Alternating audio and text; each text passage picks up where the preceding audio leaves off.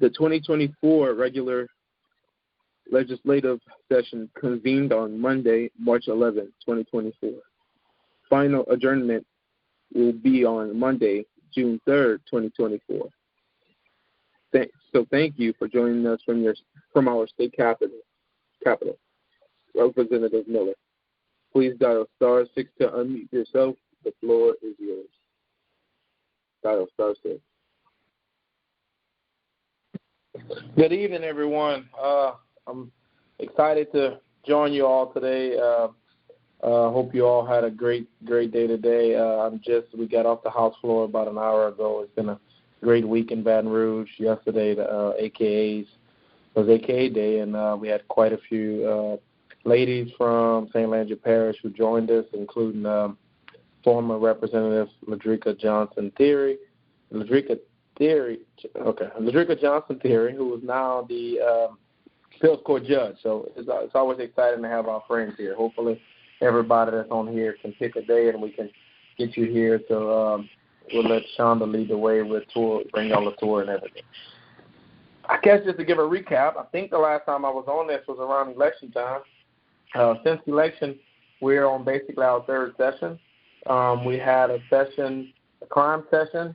We had a session for redistricting, the congressional and Supreme Court map, and then now we're in our regular session. Just to give you a quick rundown of what happened during the redistricting session, we do have a second minority congressional district that encompasses the whole St. Landry Parish. That district is currently being challenged in court. A judge should rule any day now out of a court somewhere in Shreveport if the map is constitutional or not. One of the first, maybe the only candidate now that has announced that they will be running in that race is Senator Cleo Fields. He held this seat in the past.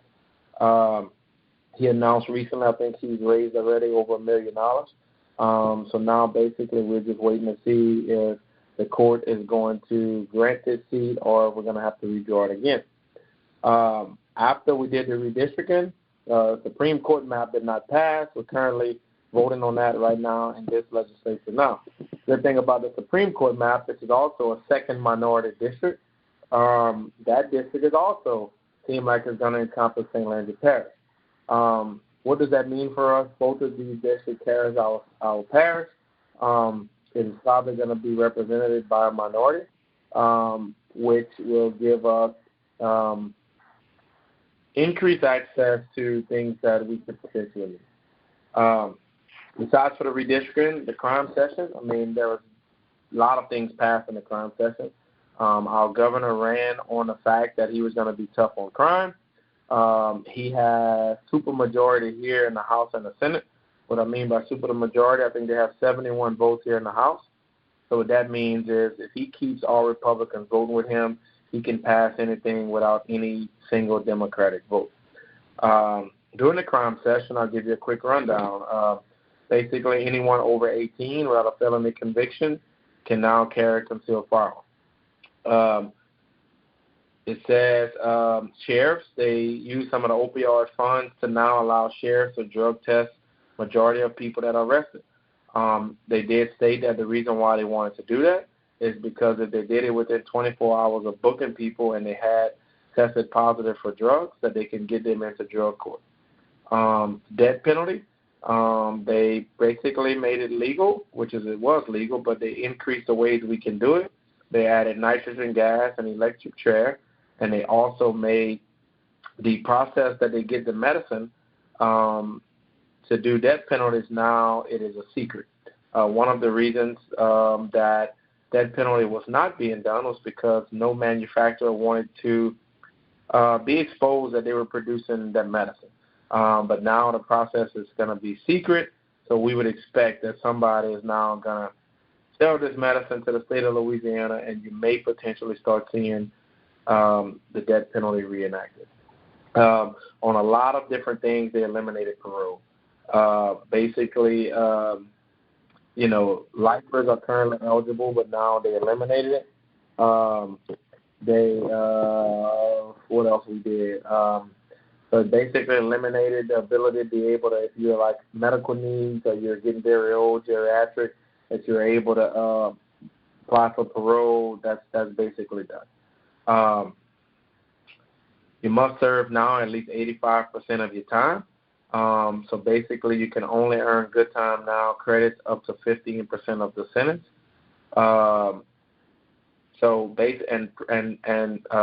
It doesn't apply pre-trial now. So you can't. So right now, if you get arrested, your good time starts right away. They passed a bill that now makes good time only starts after sentencing. What I think they were trying to do at that point is rush people to plead guilty or take a plea deal, which I think is the same thing, so that they can start their good time. You were seeing people that maybe sat in jail for 2.5, 3 years waiting on their court date.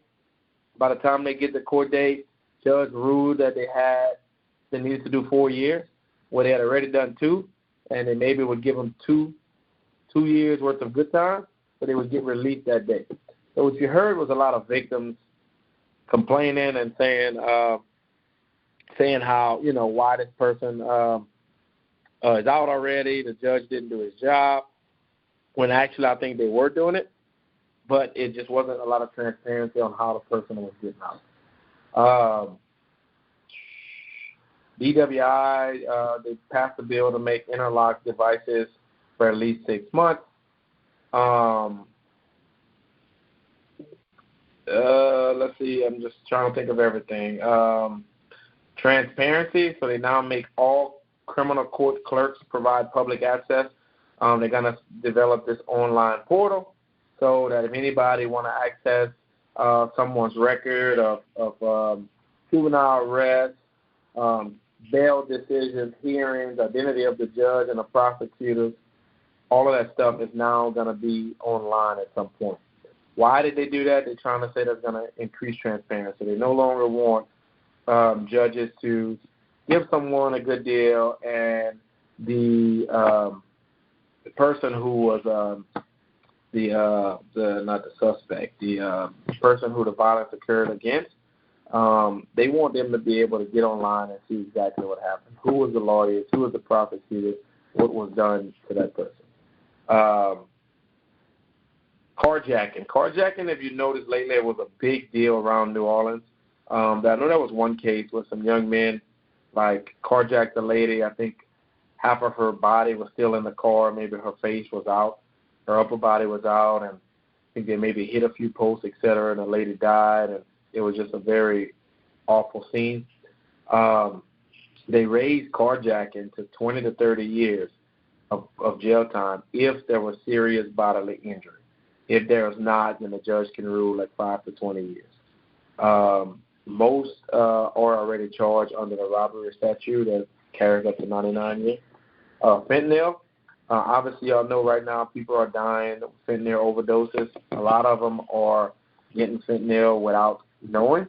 And what I mean by that is they buy one drug, but not realizing it's laced with fentanyl, and they die. So basically, the bill stated you get 25 to 99 years if there's a detectable amount of fentanyl in any product that was sold to a minor. Obviously, I know the governor, that was very controversial about he refused the federal dollars for summer food stamps for the kids, but yet he turned around and said $3 million for the National Guard to go to Texas to help defend the border. The Public Defender Board is now under the governor's authority. Let's see what else we did. Told you about the public defenders. Told you about the good time rule. Now we are currently pretty much in session for our basic regular session.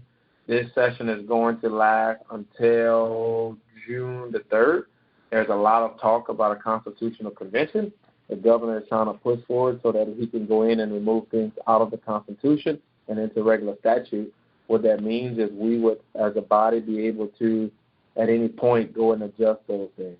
Right now, if it's in the Constitution, we have to file a constitutional amendment. It has to go in front of the vote of the people. Then it comes back to us. Next year, we look like we're facing a $500 million deficit. One of the things he's saying is that if we don't do the Constitutional Convention, the only places we can cut next year is the majority where we can cut. It comes from higher ed and healthcare. So he's like, if we go in the Constitution, free up some of the funds in there, well, then we will in return be able to cut more things so that we won't just cut higher ed and healthcare.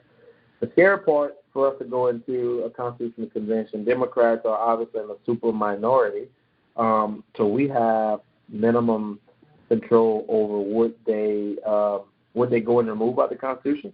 I mean, there's things like nursing homes protected, MSP funding for schools protected, just how does local government tax people, homestead exemptions, tax credits, a lot of stuff that at some point in Louisiana that members felt was important enough that we should not be able to touch easily is in the Constitution. The governor basically wants to go in there, move it all out of the Constitution, put in a statute to where if the majority of the body today in the Capitol decides that we should adjust it, it can be adjusted. That is pretty much what's going on now. I mean, I talked quick and kind of went through a lot of things. The Democrats as a whole are just trying to fight to improve education. We would like to have just a functioning mental health system. I mean, we all know mental health is a major crisis right now in Louisiana. We want a stronger safety net. We're really, really trying to do all of those things. We're trying not to let our prison system become like a for-profit prison system because the taxpayers will foot the bill. And if we continue just to lock up, even if it's people who really deserve to be in a mental health place instead of in jail, eventually it's going to hurt the taxpayers. Recently the ESA bill came up. It passed the House. It's headed to the Senate. What the ESA bill will do is going to allow kids to now receive money to go to private school. That is being touted as a parent bill, parent choice. Although it sounds great, it's really a school choice. My concern with the ESA bill is simple. There's nothing in the bill that requires the private school to accept Lil Johnny and Ray Ray. That's my issue with it. If they had to accept the people who apply, just like the public school have to accept who come apply, I really think I would have probably voted for the bill. I think the bill has great intentions. What it does is it starts off with people 150% below poverty. So the first round of this, once it gets laid out, we're not sure when it's going to get laid out. It'll be about 2 years from now. The first round is for poor kids, which I think is fair. But the only part of the bill, the fundamental concept of the bill that I don't like is that it doesn't require the schools to take the kids. So one thing we've been working with them on is trying to say, hey, look, if the private school doesn't accept the poor kids in round one, well, if we ever get to round three to where it becomes paying for the kids that's currently in private school, that school shouldn't be able to participate. You either participate from the beginning and take the poor kids, or you shouldn't be able to participate just to help the rich kids. That is pretty much my synopsis of what's going on now. Shonda and group, I am available to take any questions. Representative Miller, this is Dr. Brooks. Could you speak a little bit more about this constitutional session that the governor wants to convene? And so from what I saw online, it's going to be a constitutional convention of 171 folks made up of y'all down there in Congress, and then I think 29 or 39 other individuals that the governor gets to pick himself. But could you talk more about what does it mean when we start taking things out of the Constitution? And can you speak a little bit more about that?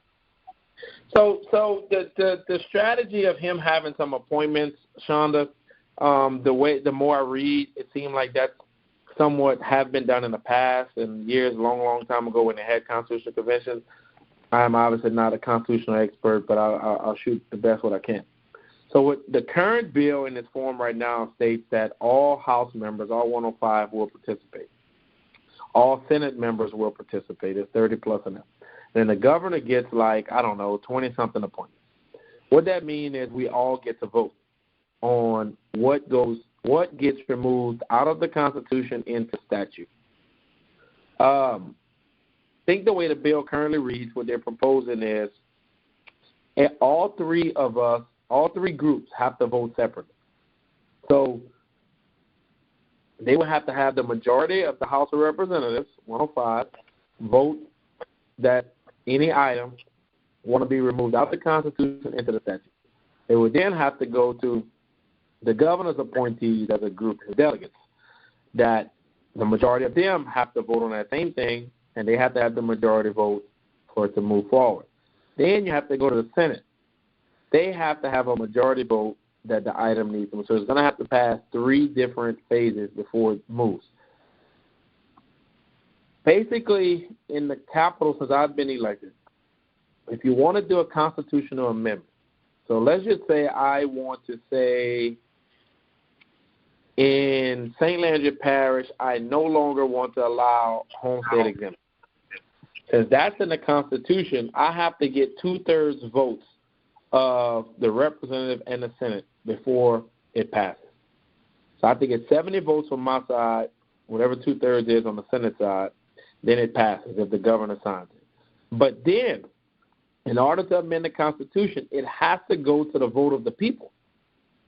If the people vote, we agree with it, then the Constitution gets amended.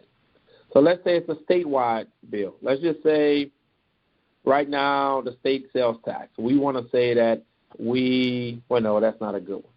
Let's say the local sales tax or something. We want to rearrange how local government does inventory tax. We want to exempt it. Well, I have to get 2/3 votes on both sides of the House. Then I have to bring it. If the governor signs it, it has to go to the vote of the people statewide. If the voters agree, well, then the Constitution is amended. If the voters say no, it dies. So what the governor is trying to do is say, hey, look, we're going to go into a constitutional convention and look at every item that's in the Constitution. We're going to choose what we want to pull out and now put it in statute. You put it in statute in Louisiana, now we can touch it at any point without the voters' approval. We can say, okay, now that we have MFP dollars so we can touch it here, we can rearrange how it's allocated, we can do that now without the voters' approval. We want to change homestead exemption, we can do that now without the voters' approval. That's pretty much, I hope I'm explaining it, but it's pretty much things in the Constitution goes there and it's protected. It's harder to touch. If we go into the Constitutional Convention, whatever we move out of the Constitution and put it into, let's just say, our Bible here in Baton Rouge, we can touch it at any time. So that's basically what the governor wants to do. The scary part about it is we don't know all what he want to touch. So once we get into the Constitutional Convention, he can touch anything. Let's just say the HBCUs, and I'm not even sure, but let's say it's tied into the Constitution.